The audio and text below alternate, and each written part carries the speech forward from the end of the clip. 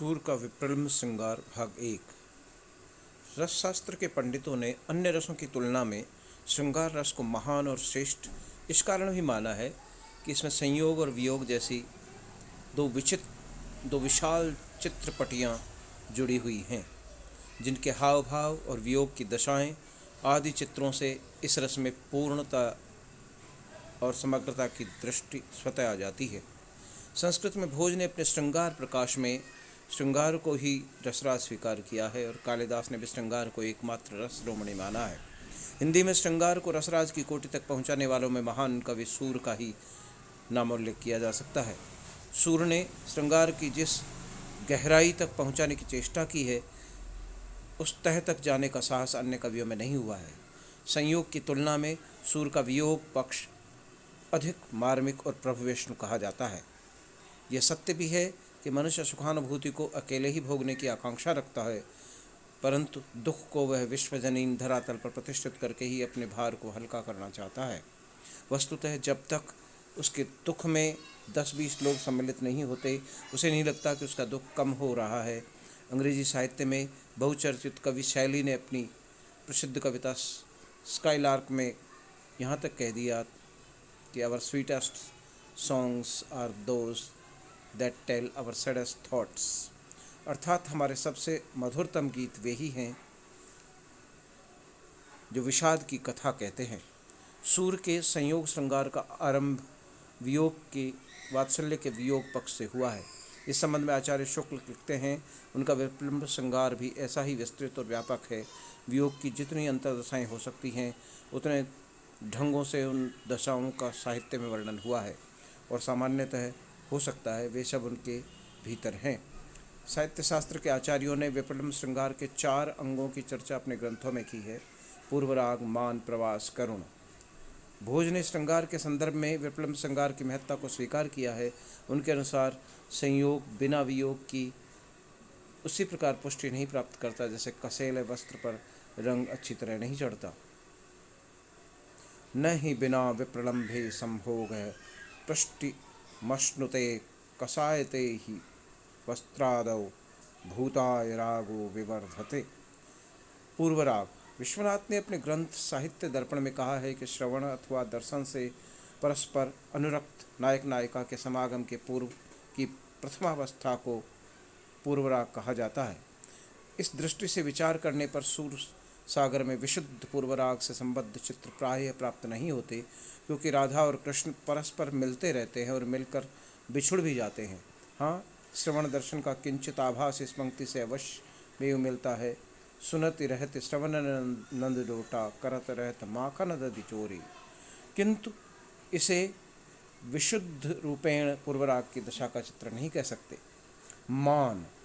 सूरदास में राधा के मान का उल्लेख कई स्थानों पर हुआ है। मान प्रणय व्यापारों में व्यवधान उपस्थित कर देता है और नायक और नायिका निकट रहकर भी एक दूसरे से मिल नहीं पाते। सूर ने मान चेष्टा का निरूपण जिस गहरी भावनिष्ठा के साथ किया है, वह अत्यंत विरल है।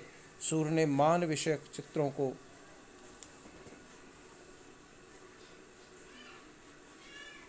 दो ढंग से उरेहा है: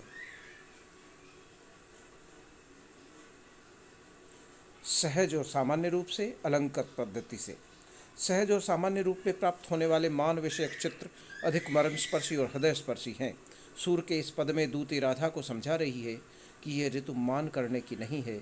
देखो न, सारी प्रकृति ही वस्तुएं प्रियतम से मिलने में संलग्न है। एक तुम ही ऐसी दिख रही हो जो प्रियतम से रुष्ट हो। यह ऋतु रूस बे की नाहि, बरसत मेघ मेदनी के हित, प्रीतम हर्ष मिलाहि। जेती बेल ग्रीष्म ऋतु ढाही, ते तरुवर लपटाहि। जे जल बिनु सरिता ते पूरत मिलन, समृद्रहि जाहि। जो बन धन है दिवस चारिको, ज्यों बदरिहि की छाहि। यह सूर का मान विषयक सहज चित्र है जिसमें रसानुभूति की पूरी क्षमता विद्यमान है।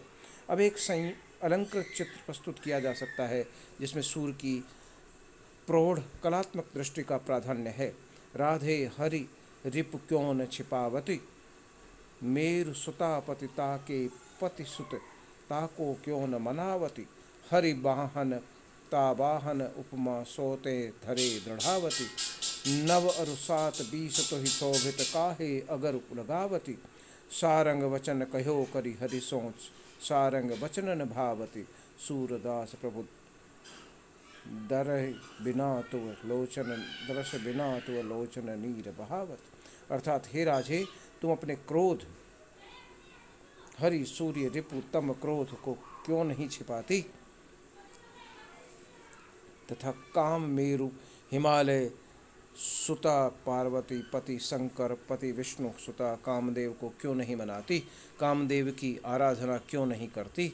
तू तो जड़ता हरि बंदर वाहन वृक्ष वाहन पृथ्वी, पृथ्वी की उपमा जड़ता से दी गई है, को धारण करके उसे दृढ़ कर रही है।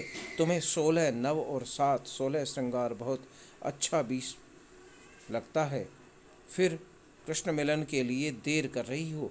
तुम श्री कृष्ण से सदैव अमृतवाणी बोला करो, क्योंकि बाण सारंग के समान वाणी अच्छी नहीं लगती। हे राधे, तुम्हारे दर्शन के बिना श्री कृष्ण नेत्रों से आंसू बहा रहे हैं।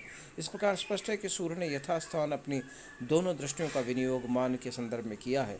मान का श्रृंगारिक परिवेश में पूर्ववर्ती जयदेव और विद्यापति के अतिरिक्त परवर्ती रीतिकालीन कवियों ने भी वर्णन किया है।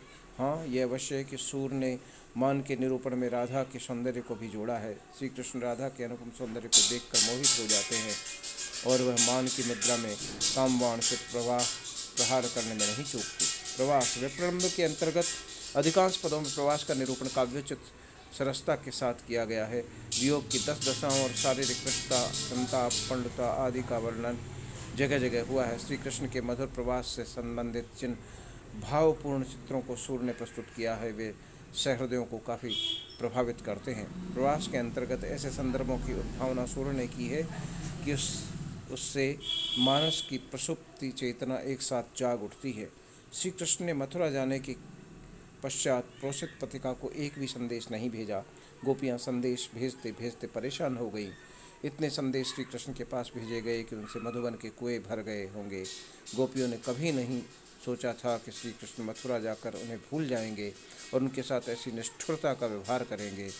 अंततः गोपियों ने अनुभव किया कि जब श्री कृष्ण उन्हें सर्वथा भूल चुके हैं, क्योंकि इतने संदेशों के बाद भी उनका उत्तर नहीं मिलता, वे राज सुख में तन्मय हो गए हैं और मथुरा के निकट ही रहने वाली ब्रज की गोपियों की दशा पर उन्हें तरस नहीं आता।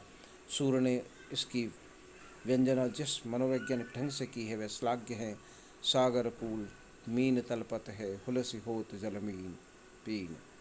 इसकी कितनी प्रखर व्यंजना है। सागर कूल में ब्रजमंडल में तड़पने वाली गोपियों का संकेत स्पष्ट है।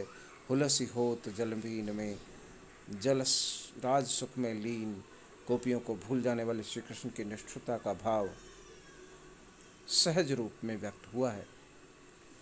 करुण, जब दीर्घकालीन वियोग अवस्था के पश्चात मिलन की आशा क्षीण हो जाती है तो ऐसी मानसिक अवस्था को करुण की संज्ञा दी जाती है।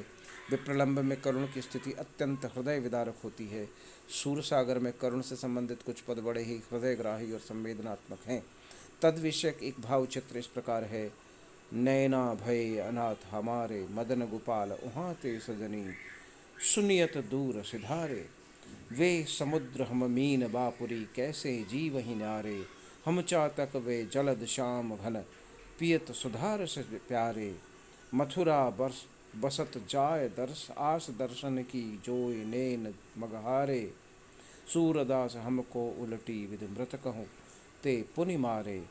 मथुरा में जब तक श्री कृष्ण रहे तब तक मिलन की एक क्षीण आशा बनी हुई थी, किंतु द्वारका चले जाने पर वह आशा क्षीण हो चुकी है। अब तो प्रियतम ने मरे हुए को भी मारा है। इस प्रकार हमने देखा कि संयोग की तुलना में वियोग का पक्ष अपेक्षाकृत भारी है और सूर्य की काव्य प्रतिभा का निखार इन प्रसंगों में अधिक हुआ है।